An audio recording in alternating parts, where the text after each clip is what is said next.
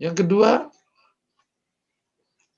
bahwa hati atau amal hati punya kontribusi terhadap besar dan kecilnya pahala yang diterima oleh manusia. Jadi setiap orang berbuat itu pahalanya 10.700 tak berhingga. Nah, kenapa kok bisa 10.700 tak berhingga? Salah satu kontribusi terbesarnya adalah kualitas hati. Contoh, sholat. Semakin besar kualitas khusyuknya, besar pahala. Semakin besar kualitas ikhlasnya, semakin besar pahala. Jadi kontribusinya besar terhadap besar tidaknya kebaikan. Sama-sama sedekah 1.000, sama-sama sedekah 100.000. Tingkat ikhlas itu kan bertingkat ya. Ikhlas yang paling tinggi ridha Allah, ikhlas yang paling kedua namanya minta pahala. Demikian juga kadar makna yang masuk, karena setiap ibadah selalu ada makna. Sholat ada khusyuk, shaum ada takwa, zakat ada kasih sayang. Kalau itu masuk, meningkatkan besar dan sedikitnya pahala. Hati, amal hati menjadi penting karena di dalam hati itu letaknya iman dan tauhid yang menyebabkan perbuatan menjadi haba amang tura atau tidak. Amal tanpa iman tidak berbalas apa-apa. Jadi iman letaknya di hati. Karena iman definisinya mawukira fil qalbi wa saddaqahul amal. Apa yang terhujam di hati dan dibuktikan oleh perbuatan. Nah, kalau orang tidak bisa meneguhkan tauhidnya dan imannya, ia bagai menanam pohon tanpa menyiapkan akar yang kokoh. Dia tumbang. Na'udzubillah min dzalik. Pada saat yang sama kita juga dapati amal hati ini menjadi penting karena kalau sampai tidak berhasil, itu bukan sekedar ditolak, tumbang amalnya, kecil balasannya nomor 4. Bahkan bisa berbalas adab yang besar. Na'udzubillah min dzalik. Contoh ketika tidak berhasil menata tauhid yang tulus, yang bersih, sehingga ada syirik. Berarti khalidina finnar, selama-lamanya di neraka. Tidak berhasil menata hati ikhlas, maka ketemu riya. Riya, na'udzubillah, akan menyebabkan orang diazab oleh Allah. Sombong menyebabkan orang tidak mencium bau surga. Hasad menyebabkan orang kehabisan amal baiknya. Karena al-hasad ya'kulul hasanat kama ta'kulun narul hatab. Hasad itu memakan kebaikan sebagaimana api memakan kayu bakar. Jadi, kita ulangi lagi, betapa pentingnya amal hati ini. Nah, kabar buruknya terkadang amal hati mendapatkan perhatian sedikit atau perhatian belakangan. Gitu. Selalu fokusnya justru di amal anggota badan. Ketika bicara sholat, fokusnya tata cara. Itu tidak salah, tapi kurang lengkap. Karena harus bicara khusyuk.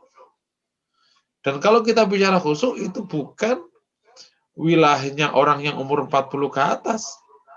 Anak kecil pun juga wajib khusyuk. Oleh karena itu, ketika akhirnya kita sekarang berkesempatan belajar tazkiyatun nafas, maka ini merupakan karunia besar yang Allah berikan kepada kita. Kita berkesempatan untuk akhirnya bisa bergabung di online ini. Ini karunia besar. Ayo kita syukuri. Jangan dianggap remeh. Coba sekiranya akhirnya, karena kita tidak belajar ilmu ikhlas, dan akhirnya kita tidak ikhlas, betapa mubadirnya amal kita. Akhirnya kita tidak belajar tentang syukur, sampai akhirnya kita kufur kepada Allah. Kita mendapatkan adab dari Allah. Sekiranya kita tidak pernah belajar rasa takut kepada Allah, akhirnya berani sekali kepada Allah. Na'udzubillah min dzalik. Sekiranya Sampai sekiranya tauhid ini nggak dikokohin, sehingga masih bercampur syirik, maka sama saja kita sedang mencari masalah dalam hidup. Oleh karena itu, jamaah yang dirahmati Allah, kami ulangi lagi, kita bersyukur kepada Allah bisa bergabung di majelis online ini, yang tema perdananya atau materi perdananya ini tentang tazkiyatun nafas. Dan terus akan kita ketekuni setiap minggu dengan berharap semoga dari ilmu ini bisa berubah menjadi sifat, berubah menjadi akhlak. Nah, secara umum, ini proses keilmuan ini adalah bagian dari tangga menuju amal. Gitu. Karena tazkiyatun nafas itu yang disasar hati. Tapi tidak berhenti di hati. Karena kalau hatinya baik, berharap nanti akhirnya tumbuh menjadi amal. Jadi amal jawarehnya baik. Gitu. Tapi bukan fokus amal jawareh, hatinya nggak diperbaiki. Nanti jawarehnya acting. Gitu. Sholat tanpa khusyuk. Jadi kayak acting. Sedekah, acting. Na'udzubillah min dzalik. Nah, prosedur dari proses perubahan itu secara umum, ya tadi kami ulangi lagi, poin pertama kan tentang betapa pentingnya tazkiyatun nafas, karena ternyata amal hati itu menduduki hal yang paling penting sekali. Yang kedua adalah tentang prosedur perubahan atau tahapan perubahan. Di mana letaknya kajian ini ya? Supaya kita tahu di mana letaknya kajian ini. Jadi ini masih pengantar-pengantar ya.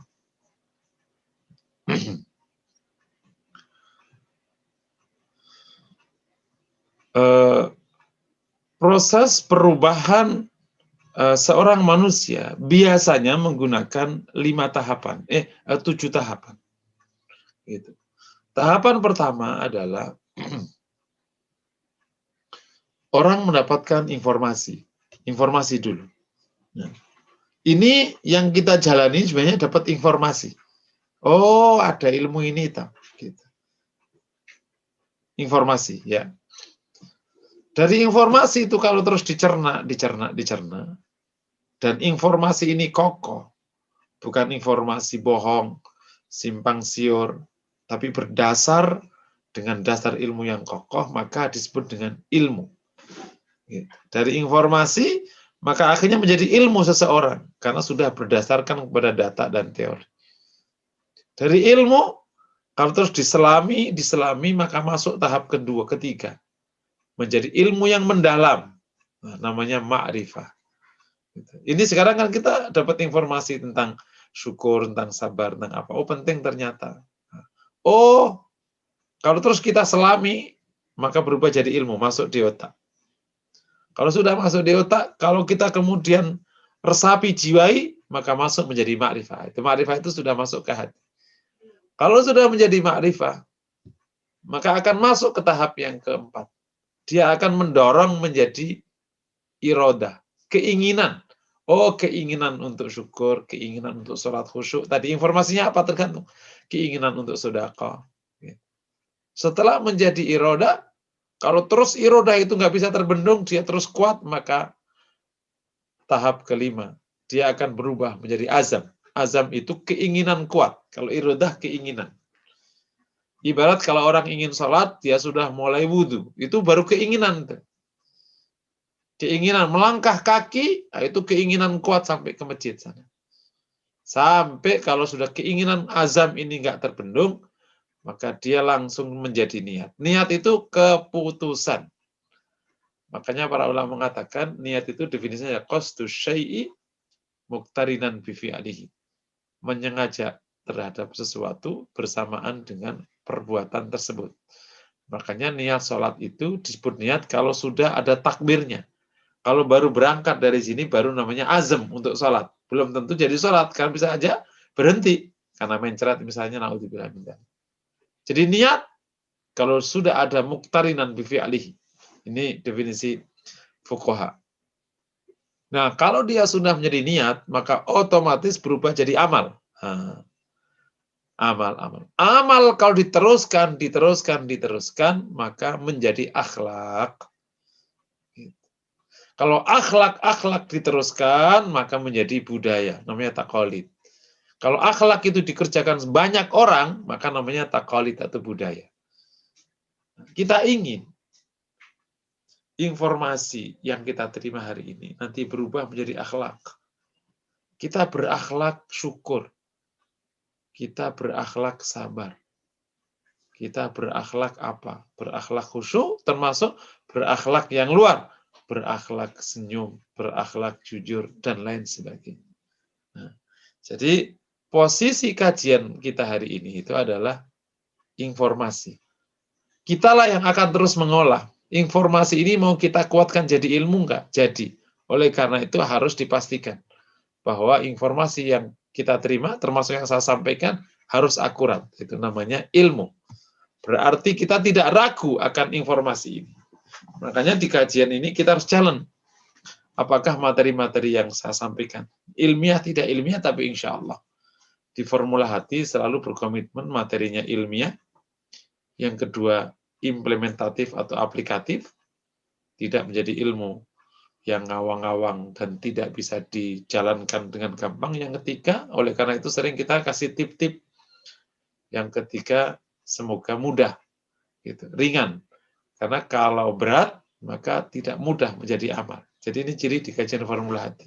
Ilmiah, aplikatif, dan mudah atau ringan. Tentu secara bertahap kita akan naikkan. Ringan dalam arti, bukan ringan amalnya, tapi dalam arti relax gitu. Dalam arti mudah itu kita tidak rumit berpikirnya, penyajiannya mudah. Nah, gitu kira-kira maksudnya gitu. Ya, poin kedua, di mana letaknya kajian Tazkiyatun Nafas ini? Letaknya adalah letaknya di proses amal adalah di tahapan pertama dan tahapan kedua. Oleh karena itu, jamaah dan kita semua wajib menjalankan proses dari informasi dan ilmu ini ke tahapan berikutnya, ke ma'rifah, ke iradah, azm, ke niat, ke amal, ke akhlak. Nah, dari situlah kita baru tersenyum bahwa ternyata Majelis Formula Hati ini berbuah amal. Karena kalau tidak berbuah amal, kita menjadi sangat sedih. Kenapa? Karena ketika ilmu tidak diamalkan, bahkan bisa menjadi petaka untuk kita semua. Jamaah yang dirahmati Allah Subhanahu wa Ta'ala. Poin ketiga, di kajian ini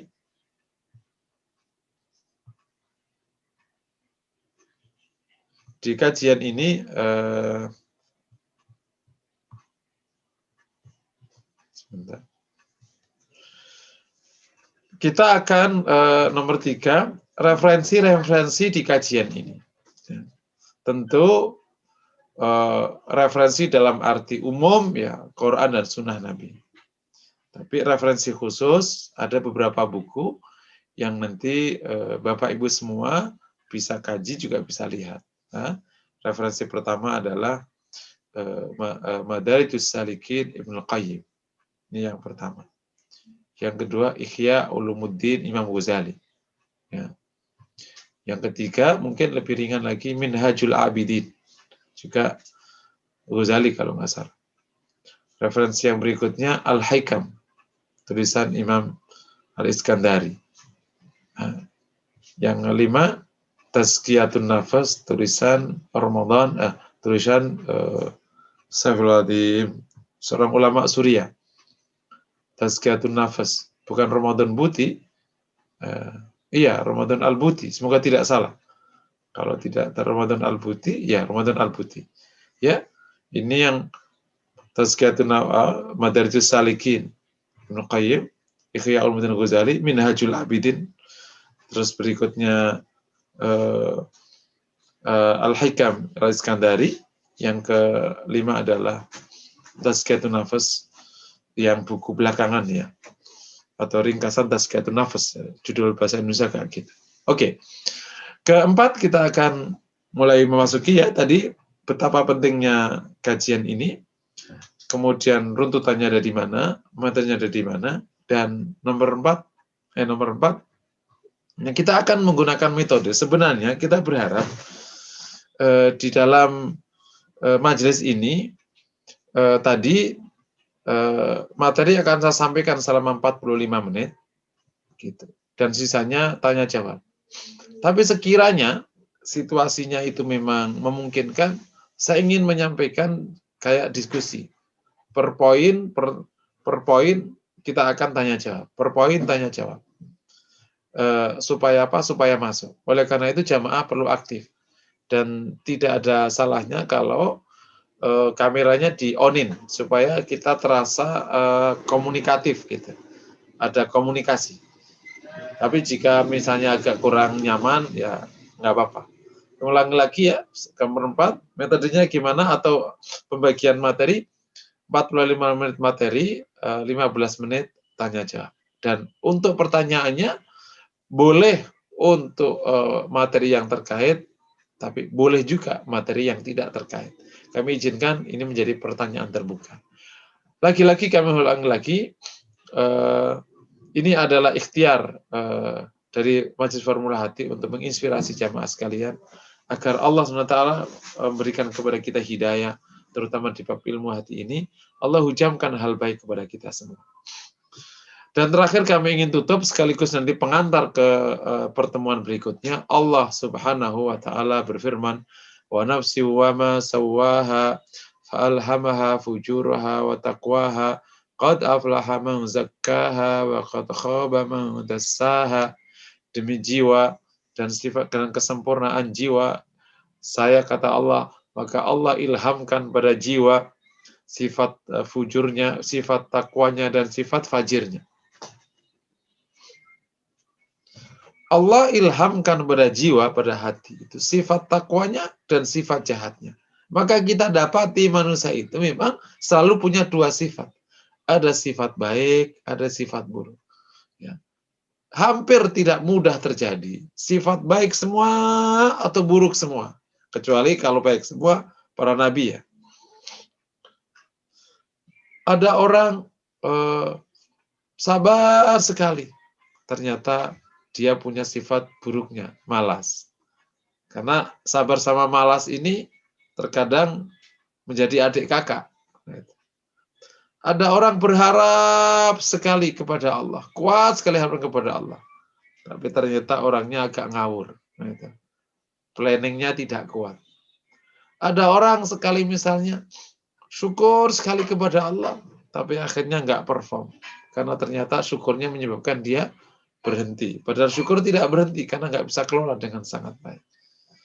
Nafsi wa ma sawwa falhamaha fujuraha wa taqwaha. Maka qad aflaha man zakkaha.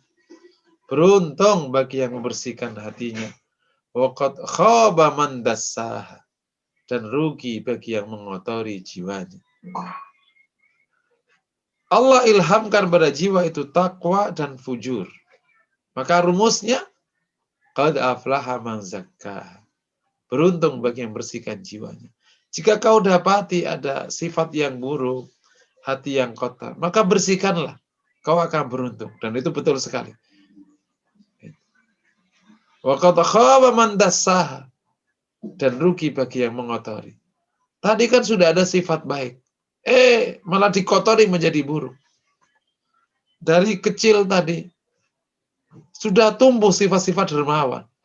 Gede-gede malah jadi pelit. Naudzubillah. Alasannya nggak punya duit, alasannya karena dipelitin, akhirnya jadi pelit. Ala kulli hal, bukan alasan. Kau biarkan kotoran itu terjadi pada dirimu, padahal kau sudah baik. Nah, Allah menyebut qad aflaha man zakkah. Beruntung bagi yang bersihkan hatinya. Wa qad khaba man dassaha. Dan rugi bagi mengotori jiwanya. Nah, ayat ini menguatkan tentang kajian kita hari ini. Kajian tazkiyatun nafas adalah satu proses, satu kajian, satu metode yang kita hadirkan menginisiasi agar kita bisa melakukan tazkiyah. Kita bisa dengan izin Allah berusaha untuk membersihkan hati kita melalui informasi dan ilmu. Dan semua latihan-latihan yang nanti akan kita bahas.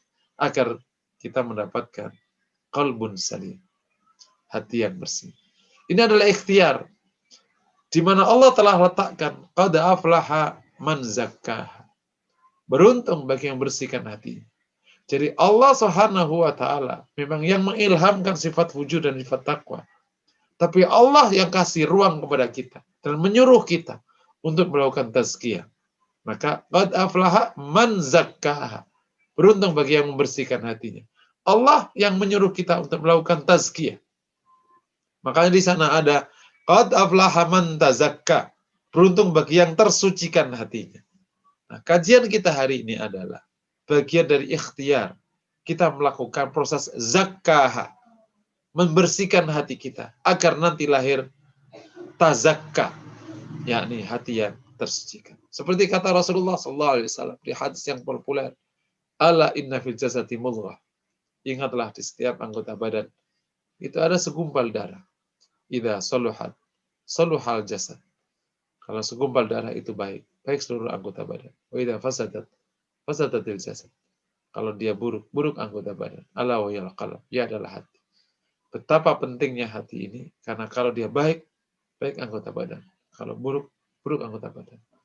Dan kalau kita dengan izin Allah mengambil ikhtiar ini, mengambil ikhtiar sebagai kewajiban seorang hamba, zakah, semoga Allah nanti kasih hasil tazakka. Rumusnya sama, menjemput hidayah. Allah yang akan membersihkan hati kita. Karena tidak membersihkan hati kecuali Allah. Allah kasih hidayah kepada kita. Allah yang kasih taufik. Tapi Allah menyuruh kita untuk mengambil peran. Zakah. Dengan apa? Dengan proses keilmuan. Proses istighfar. Taubat. Riyallah. Dan lain sebagainya akan kita bahas. Jadi letaknya Majelis Formula Hati hari ini adalah letaknya bagian dari proses zakah yang diinginkan, yang diperintahkan oleh Allah, dan kita berharap hasilnya tazakka. Tepat sekali kita semua berada di sini. Semoga Allah bimbing kita semua. Allah limpahi kita hidayah sehingga meskipun hanya seminggu sekali online, tapi ternyata menjadi ikhtiar yang Allah barokai. Kita bisa melakukan proses tazkiyah dan hasilnya tazakka, yakni hati yang bersih. Sebagaimana yang juga Allah isyaratkan di salah satu doa Nabi Ibrahim, wala tuhzini yauma yub'atsun yauma la malu wala banun illa man atallaha biqalbin salim. Jangan hinakan aku di hari kebangkitan, di mana tidak ada manfaat lagi harta dan anak-anak kecuali yang datang kepada Allah dengan hati yang bersih. Semoga dengan ikhtiar kita bergabung di Masjid Formula Hati ini, kita berlimpah karunia dari Allah, datang kepada Allah kelak dengan hati yang bersih. Atallaha biqalbin salim. Demikian jemaah yang dirahmati Allah. Ini materi perdana, pengantar kajian Majelis Formula Hati, materi Tazkiyatun Nafas. Semoga menginspirasi dan menjadi kebaikan untuk kita semua. Kami ulangi lagi, mohon disiar-siarkan majelis online ini kepada siapapun, dan semoga menjadi amal soleh kita yang berlimpah barokah. Silakan, kalau ada pertanyaan dipersilakan, masih ada waktu sekitar 10 menit. Langsung saja, karena bisa chat atau langsung buka buka ininya, langsung nanya langsung, silakan. Bisa pakai chat, ditulis, nanti saya baca, atau bisa langsung aja bertanya, dibuka di mute-nya, mic-nya. Fadal. Wassalamualaikum warahmatullahi wabarakatuh. Fadal. Silakan Bapak Ibu jika ingin ada yang bertanya.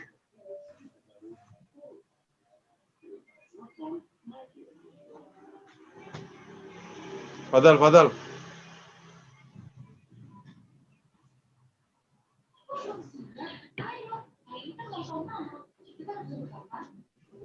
Atau mungkin ada yang mau menanyakan di chat dulu. Ini Mbak Rahma ya, sudah ya? Iya Ustadz. Alhamdulillah. Ini kayaknya ada Mbak Lucy ya. Coba dibuka biar aku kenal. Mbak Lucy ya, kayaknya ada. Oh, alhamdulillah. Siapa lagi itu? Ini reunian yang sekian lama ya, alhamdulillah bisa ketemu di sini. Siapa lagi coba? Alhamdulillah Mbak Lucy dan Pak Joko sudah bergabung. Oh, siapa lagi tuh? Mbak? Sudah. Alhamdulillah, Ustaz gitu udah. Oh, alhamdulillah. Masih Jadi ini ya, reuni. berarti masih WFH ya? Karena Iya Ustaz, saya selalu WFH Ustaz. Oh, alhamdulillah. Oke, tolong disiar-siarkan ya. Insya Allah Ustaz. Kalau yang Semua Cinere udah WFH pada terus, gabung belum pernah Cinere yang lain? Fadal. Siap. Ya, siap.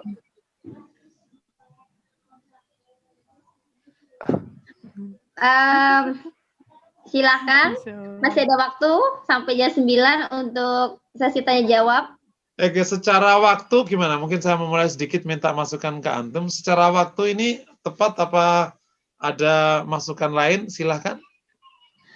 Kalau dari saya sih memang kalau pagi ya memang ini ya lumayan repot juga Ustaz, masih banyak yang harus dikerjakan. Cuma ya jadi nyambil aja sih, kalau nyambil bisa gitu. Cuma gitu. Memang kalau enaknya kayak gini itu jam berapa, Mbak? Malam? Siang? Kasih masukan Malam. Udah. Malam-malam baru ya? ngikutin kok. kalau namanya ibu-ibu susah sih Ustaz, jam berapa juga sibuk aja gitu. Malam nanti bantuin PR apa macam-macam. Iya bener. Ada waktu Pagi masuk. nyiapin ini, malam PR. Kalau siang sarapan. Jadi kapan? Jam Jadi malu. habis makan siang tuh, habis makan siang kayaknya udah pada anteng Ustaz. Kalau sore persiapan mandiin, siang makan siang ya. Jadi Soalnya ini Ustaz, ada baby. oh, Masya Allah. Oke. Berarti sementara jam segini. Itu kalau saya di Majelis Forum yang Tauhid itu jam 5.30 itu banyak yang bisa tuh. Tapi kesubuhan ya. 5.30 pagi. Iya. Ya bisa juga, ya tergantung peserta. Ya, tapi sampai bisa ketemu yang enak aja. Kemarin juga kayak gitu. Tapi insya Allah kita ini aja dulu. Dibuka aja kalau ada Jam 4 sih enak kali ya, jam 4 gitu enak sih kali Ustaz. Jam 4 apa Mbak? 4 sore Ustaz. Oh sore. Lah sore bukankah itu mandiin, nyiapin makan malam. Itu kan sore masaknya. Enggak berhenti. Masnya datang membuat kopi. Enggak. Iya gitu sih ya, semua disambi sebisanya. Ya. Insya Allah. Tapi ini cukup banyak yang sudah bisa gabung ya. Ya, siap. Nanti Pak Lucy, Pak Joko disiar-siarkan ke jamaah di situ tuh. Iya, siap Ustaz. Insya Allah Ustaz. Oke. Siap. Mungkin sekarang kajiannya sudah cukup jelas Ustadz ya, belum ada pertanyaan, mungkin sedang menghayati dulu ya. Ya, ini kan supaya letaknya ini apa? Oh, ini ada pertanyaan, Mbak. Dari Elvin. Saya baca langsung ya. Oh, ini chatting. Woi, orang lagi ini. Tolong berikan contoh Ustadz, satu perbuatan tapi bisa menghasilkan pahala yang berbeda, ada yang 10, 100. Oke. Contoh ini. Contohnya gini, misalnya orang sama-sama sodakoh, katakan 100.000 ya. Katakan 100.000. Kan memang kata Rasulullah, inna al-hasana bi asyri adha'af ila sab'umiyah ila adha'afin katsira. Ini hadis Rasulullah. Sebenarnya setiap satu kebaikan itu dibalas 10, dibalas 700 sampai tak berhingga. Nah, ini para ulama memberikan penjelasan. Loh kok bisa ada 10 100 tak berhingga. Ternyata salah satu variabel yang membuat berbeda itu yang pertama kadar ikhlasnya. Ikhlas itu kan ikhlas itu bertingkat. Ada ikhlas nomor 1 ingin ridhonya Allah, yang kedua ingin pahala dari Allah atau takut akan adab Allah. Itu beda-beda hasilnya. Itu kadar ikhlas. Yang kedua posisi ikhlas. Ikhlas di awal, ikhlas di tengah, ikhlas di akhir. Itu berbeda nanti hasilnya. Gitu. Ikhlas di awal, di tengah, di akhir, diundat-undat lagi. Bisa batal, naudzubillah, aku bahkan, atau berkurang, tergantung. Wah kan aku udah bilang tadi, kata si masnya, bukankah selama ini aku udah kasih duit kamu banyak, begini tuh cara kamu, duitnya udah kadung jutaan dikasih ke istrinya, kan? Diangkat-angkat tadi. Gitu. Yang kedua, kadar kesesuaian dengan sunnah Nabi. Kalau sholat misalnya kadar kesesuaian. Apakah sesuainya itu 60, 70, 80, 90, beda hasilnya. Gitu. Kalau sedekah tadi misalnya kadar kehalalan, halal full, campur syubhat gitu. Berikutnya etika pada waktu memberi dengan baik, penghormatan atau tidak dan lain sebagainya. Ini akhirnya menyebabkan bisa dapatkan 10, 700 tak berhingga. Gitu Mbak. Di sholat juga sama di sholat. Sholat itu kadar kesesuaian dengan sunnahnya seberapa kan? Ada orang yang sesuai cuman rukun-rukunnya, sunnahnya nggak sesuai. Rukunnya sesuai, jadi sholatnya sah. Tapi takbirnya belum sesuai gitu. Cara ngangkat tangannya belum sesuai, rukunya masih kurang pas. Tapi udah sah rukunya, secara rukun udah masuk. Nah itu juga bisa memberikan hasil yang berbeda. Oke, ini pertanyaan pertama. Yang kedua, Ustadz, bagaimana cara memanage hati menghadapi orang tua yang dengan alasan sayang pada anak tetap kenyataannya menekan anak, memaksa mengikuti kemauan beliau dan menuduh anak tanpa dasar dan tidak mau menerima penjelasan anak. Ya ini semoga Allah ini ya Allah kuatkan hati kita ketemu dengan asumsi nih ya, dengan asumsi bahwa memang kondisi orang tua kayak gini, bahwa orang tua suka menekan, asumsi bisa jadi enggak, bisa jadi orang tuanya rileks, anaknya aja yang bangor, bisa jadi kan? Karena antara tekan menekan kan tergantung persepsi. Orang tua anaknya bilang orang tuaku suka maksa, padahal kata orang tuanya dia aja memang nggak bisa diatur, gitu. Jadi ini dengan asumsi bahwa memang orang tuanya suka menekan. Dan anaknya ini sudah baik sekali, anggap aja ini begitu faktanya. Maka yang pertama harus ditambah kesabarannya. Karena orang tua ini jalan surga. Gitu. Jalan surga ini ada yang mendaki, ada yang gampang. Kalau ibarat kayak gini, kalau punya orang tua baik, ganteng, soleh, duit banyak, dermawan, gampang nggak taatnya? Gampang. Tapi kalau punya orang tua pelit, pemarah, ngamuan, dulu menyanyiakan, coba berbuat baik seorang tua kayak gini, berat nggak kira-kira? Tapi kan orang tuamu, dia jalan surgamu. Gitu. Kayak gini, kayak untuk ibu-ibu, punya suami, ganteng, baik, dermawan, duitnya kayak tisu, dicabut keluar lagi, minta apa saja dikasih. Seneng nggak ngelayani suami kayak begini? Tapi coba dibalik, suami pelit, jelek, ngamuan, salah dikit marah, duitnya dikit padahal. Tapi wajib kita berbuat baik sama suami nggak? Wajib. Jadi siapa saja yang diuji oleh Allah, orang tua kayak gitu, anggap aja ini ujian. Sabarnya ditambahin. Semoga dengan kesabarannya pahalanya lebih besar. Itu yang pertama. Yang kedua, coba cari, kita nyebutnya siapa yang bisa nasihatin orang tua tersebut.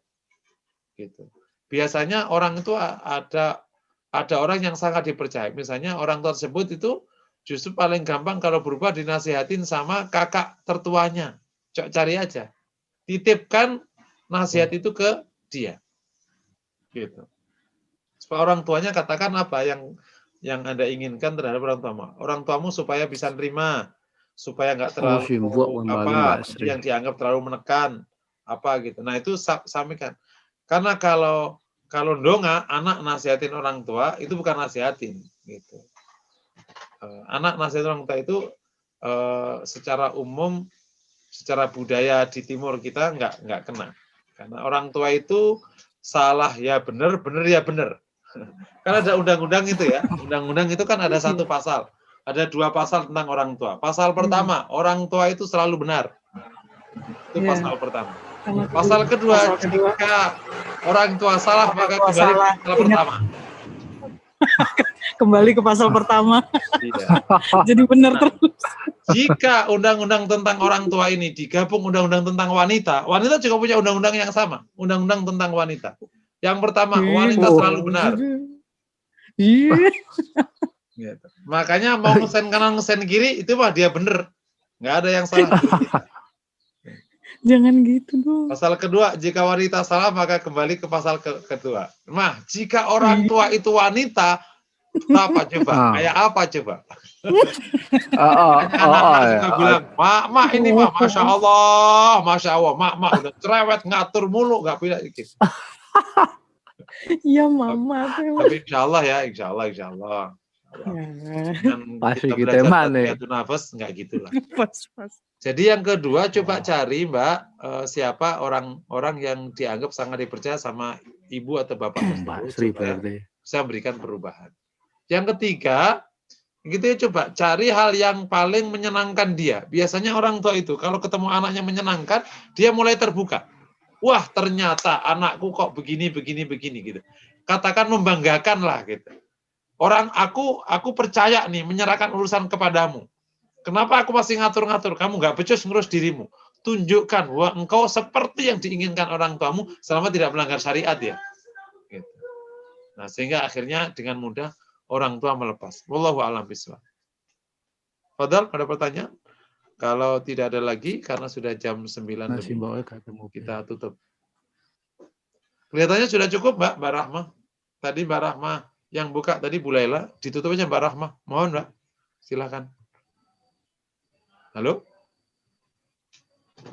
Oke, karena Mbak Rahmah kelihatannya tidak ada lagi, langsung aja saya tutup ya, jamaah sekalian yang dirahmati Allah. Mari kita sudah sampai pada jam 9 lebih 3 menit.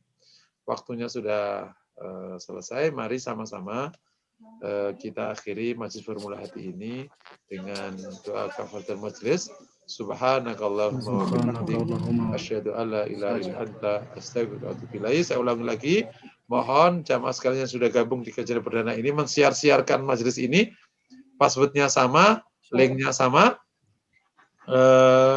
Insya Allah nanti akan di-refresh di grup WhatsApp baik yang 1 atau yang 2. Dan semoga jamaah sekalian berkenan terus mensiarkan dan ini menjadi jalan kebaikan kita semua. Semoga juga mengalir kebaikan ke kita semua, pahala ke kita semua karena kita men-share-sharekan kebaikan. Aku qouli hadza wa sallallahu wasallam ala Muhammad. Assalamualaikum warahmatullahi wabarakatuh.